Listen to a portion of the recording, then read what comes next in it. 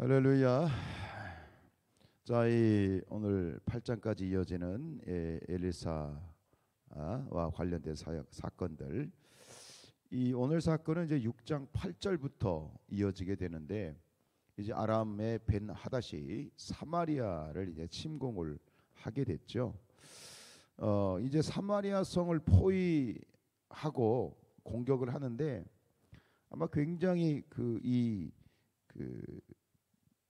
사마리아 성을 포위하는 그 공격으로 말미암아 이제 이 사마리아 성이 엄청난 그런 위기에 처한 거죠.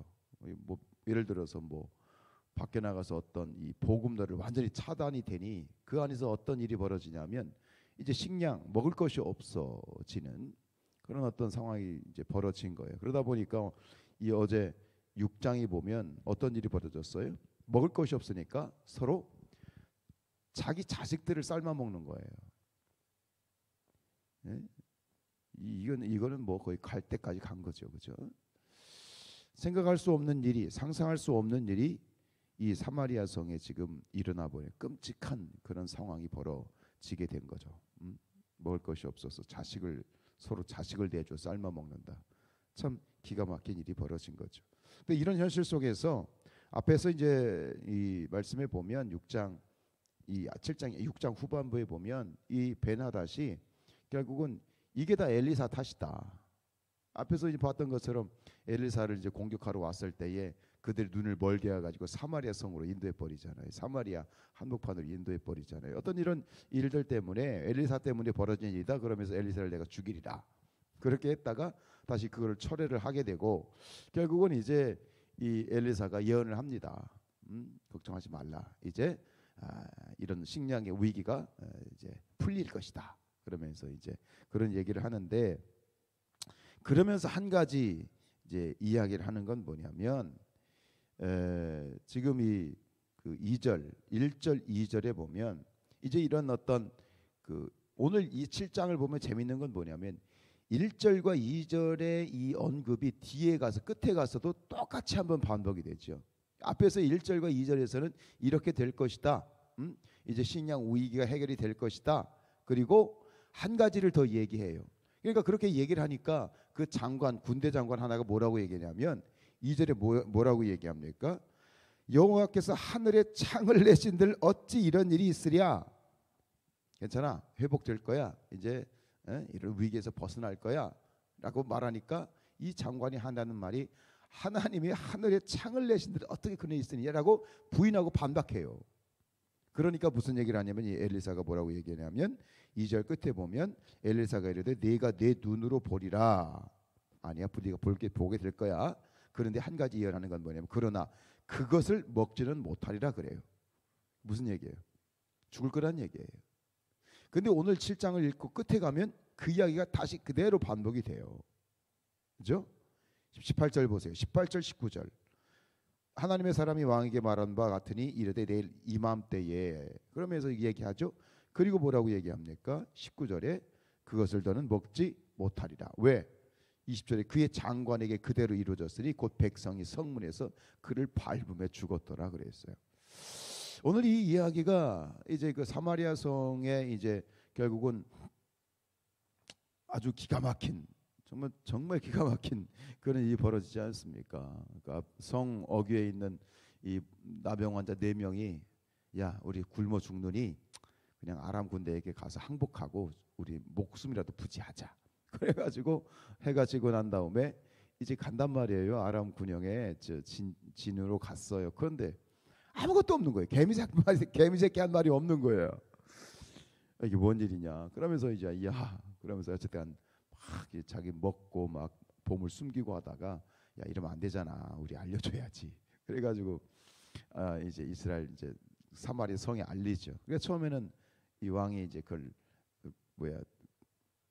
조심스럽잖아. 이것들 우리 유인해 내는 거다. 그러면서 하다가 확인을 해보자. 그리고 확인했더니 진짜 지금 이 아람 군대가 말도 안 되게 있는 거 다 남겨놓고 뭐 무기니 먹을 거니 뭐니 다 남겨놓고 그냥 36개 주량량을 다 치고 있는 거예요.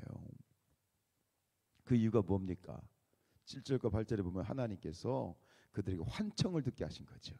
큰 군대, 애굽과 그러니까 어떤 말발굽 소리 이런 어떤 큰 군대가 몰려오는 그런 환청을 듣게 함으로써 이 아람 군대가 겁에 질리고 야 큰일 났다 저기 저 다른 나라의 원조를 신청해 가지고 지금 큰 군대가 우리에게 다가오고 있다 빨리 도망가자. 그래서 결국은 그냥 36개 주력량을 그냥 몸만 쑥 빠져나가는 그런 놀라운 일들이 하나님이 행하신 거죠. 할렐루야. 말도 안 되는 일이죠. 기적이죠. 어떻게 이런 일이 있었을까?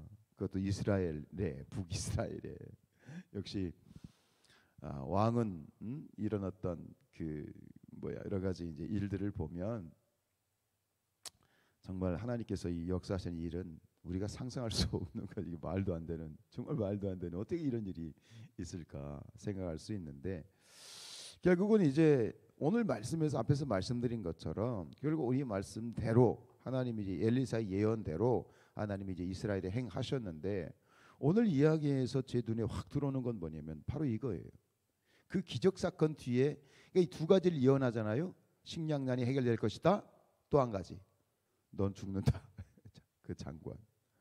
근데 그 이야기가 똑같이 앞에서 예언한 대로 뒤에서 그대로 성취가 되는 이런 이 구조를 가지고 있는데 여기서 이제 얻게 되는 교훈은 뭐냐면 입술을 조심해야 돼요. 입술로 죄짓지 말자는 거야. 입술로 죄짓지 말자. 여러분 그 엘리사가 그런 예언을 했을 때